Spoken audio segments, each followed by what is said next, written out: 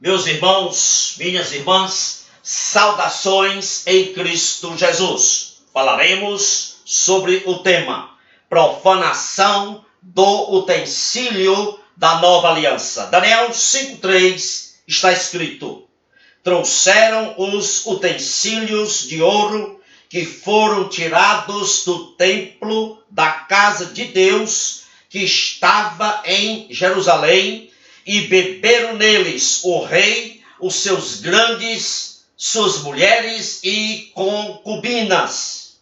Meus amados, o rei Belsazar, ao assumir o reinado da Babilônia, escolheu deliberadamente, através dos seus atos, contemplar a ira de Deus, o juízo de Deus. Daniel capítulo 5, de 1 a 4, relata que Belsazar resolveu promover um banquete no seu palácio. E aí ele mandou trazer os utensílios de ouro da casa de Deus.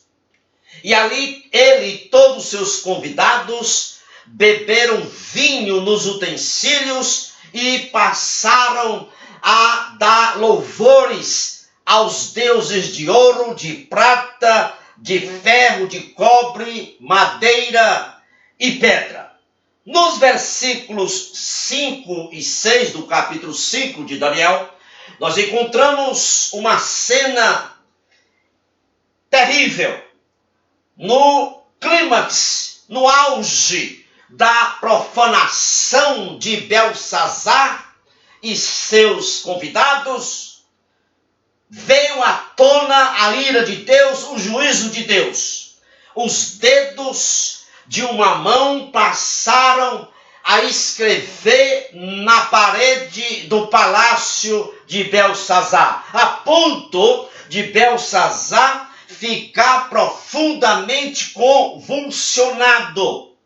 Seu semblante mudou, seus pensamentos ficaram tumultuados, as juntas dos seus lombos se relaxaram e a Bíblia diz também que os seus joelhos batiam um no outro. Daniel ali estava presente e explica a tragédia iminente ao ler e interpretar o que havia escrito na parede. Mene, Tekel, Parzim. Daniel 5:25, aí Daniel passa ali a dar o significado dessas palavras. Contou Deus o teu reino e o acabou. Pesado fostes na balança e encontrado em falta. Dividido foi o teu reino. Em síntese, em resumo, Daniel estava dizendo que Belsazar estava no caminho da degeneração. Daniel estava dizendo que Belsazar havia depreciado, rebaixado o valor do seu reino a ponto de Deus rejeitá-lo e praticar o juízo sobre ele.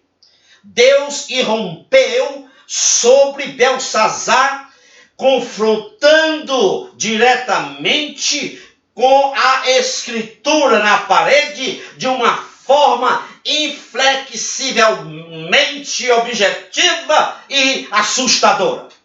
Belsazar ficou aterrorizado. Naquele último dia de sua vida, houve um sinal de misericórdia. Por quê?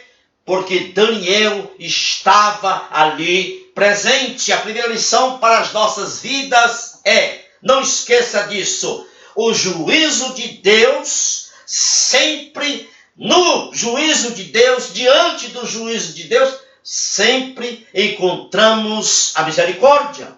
A misericórdia atua ao lado do juízo. Agora, misericórdia quando há quebrantamento, confissão e arrependimento. E juízo quando não há quebrantamento, nem confissão, nem arrependimento. A escritura na parede foi o ápice de um longo processo através do qual Belsazar veio a saber que naquele instante ele não estava levando Deus a sério. Agora cabe uma pergunta: qual o pecado específico de Belsazar que resultou ali aquela inscrição na parede de juízo? Daniel 5,3 responde: trouxeram os utensílios de ouro do templo e beberam neles o rei Belsazar e todos os seus convidados. Foi esse o pecado de profanação, de sacrilégio, que levou Deus a escrever na parede do palácio de Belsazar o juízo que viria sobre Belsazar. Agora, que relevância especial tinha os utensílios a ponto de o seu uso ser considerado um pecado tão sério? Meus amados, a tradição de Israel ensinava que Deus escolhia certas pessoas e certos objetos para seu próprio uso especial. Certas pessoas, certos objetos eram ali separados, consagrados exclusivamente para serem usados no culto do templo. Por exemplo, as vestes, o altar, o próprio templo, os utensílios, os candelabros, Deus os escolhera, declarando-os separados, consagrando-os e destinando-os para serem usados exclusivamente no culto do templo. Encontramos isso em Êxodo 40, versículos de 9 a 11. Meus amados, Belsazar fez mau uso dos utensílios que tinham sido separados, consagrados para utilidades específicas para Deus. Belsazar, portanto, foi incluído no terceiro mandamento, que diz: não tomarás o nome do Senhor teu Deus em vão, porque o Senhor teu Deus não terá por inocente o que tomar o seu nome em vão. Esse mandamento terceiro não é simplesmente uma proibição de juramento falso, não é simplesmente uma proibição de violação de juramento, mas esse mandamento é uma proibição de qualquer tipo, escute bem, de qualquer tipo de uso pervertido daquilo que Deus nos deu, visando ao propósito de buscarmos a sua presença. Além disso, Belsazar usou os utensílios sagrados no auge da sua orgia. Isso indica que para Belsazar, Deus não era a realidade ali na Babilônia. Meus amados, aqui nós temos também a segunda lição prática para as nossas vidas. Nós temos na Nova Aliança, nós temos no contexto neotestamentário utensílios. E eu quero falar apenas de um utensílio santo, que é a palavra de Deus. Meus amados, um perigo para a maioria de nós é usar a Escritura Sagrada, o utensílio santo, a palavra de Deus, descuidadamente e negligenciá-la de forma leviana. Hoje, muitos estão tratando o utensílio santo, a palavra de Deus, de modo leviano. Como se a palavra de Deus não fosse mais relevante na pregação, nos púlpitos. Hoje existe uma ânsia febril de mudanças. E essa ânsia febril de mudanças tem levado muitos a perderem o zelo pelo utensílio santo, a palavra de Deus. Essa ânsia febril de mudanças tem feito homens perverterem a verdade de Deus contida na palavra de Deus, nesse utensílio santo, pervertendo a verdade em mentiras. Qual a grande mentira hoje? Qual a grande farsa? A grande fantasia hoje é revestir de açúcar as pregações, omitindo as verdades mais severas sobre o pecado e o juízo de Deus. Meus amados, não podemos sintetizar a verdade da ira de Deus, do juízo de Deus, com uma pregação que apresenta somente o lado positivo do cristianismo. Aqueles que defendem que o cristianismo deve ser pregado sempre em tom positivo, terão que abandonar pontos cruciais da palavra de Deus. Terão que abandonar, por exemplo, Romanos capítulo 1, Lucas capítulo 16, capítulo 6, 8 e 9 de Apocalipse. Terão que abandonar todas as advertências contidas no livro de Hebreus. Terão que abandonar 50% dos ensinos de Jesus.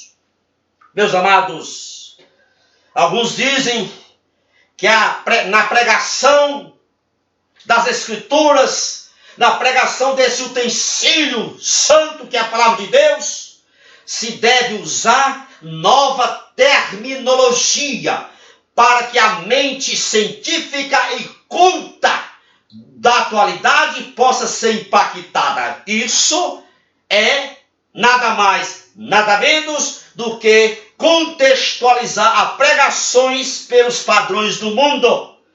Pregações contextualizadas pelos padrões do mundo equivale a tirar o utensílio santo, a palavra de Deus, de seu contexto histórico, literal, sacro. E tirar a palavra de Deus do seu contexto histórico, literal, sacro, equivale a adulterar a pregação, equivale a iniciar um processo de apostasia que é difícil prever onde se vai parar. Meus amados irmãos, não podemos pregar o utensílio santo de Deus, a palavra de Deus, utilizando postulados sociológicos. Sabe por quê? Porque os postulados sociológicos, eles tomam os valores éticos e morais da palavra de Deus e os chamam de tabus e preconceituosos que devem ser abandonados. Não podemos jamais pregar o utensílio santo, a palavra de Deus, utilizando os postulados da psicologia freudiana. Por quê? Porque a psicologia freudiana suavizam os postulados da filosofia, da psicologia freudiana, suavizam o conceito de pecado e de culpa, chamando-os de doença. Não podemos jamais pregar a palavra de Deus, o utensílio santo, utilizando postulados antropológicos. Por quê? Porque os postulados antropológicos pressupõem que o homem é a coisa mais sublime e importante do universo, porque o homem é um Deus para ele próprio. Não podemos pregar a santa palavra, o utensílio santo, a palavra de Deus, utilizando técnicas de marketing que ensinam como fazer as pessoas comprarem a sua ideia, utilizando a isca do sucesso como modo de vida. Louvado seja Deus. Que a potente mão do Deus vivo esteja sobre você, sobre a sua família e sobre o seu ministério, é o meu desejo. Publique, divulgue esta mensagem, compartilhe esta mensagem com outros irmãos e irmãs que você conhece. Vou colocar também no meu canal do YouTube. Portanto, inscreva-se no meu canal se ainda você não se inscreveu. O endereço está logo aí embaixo. Amém. Deus vos abençoe.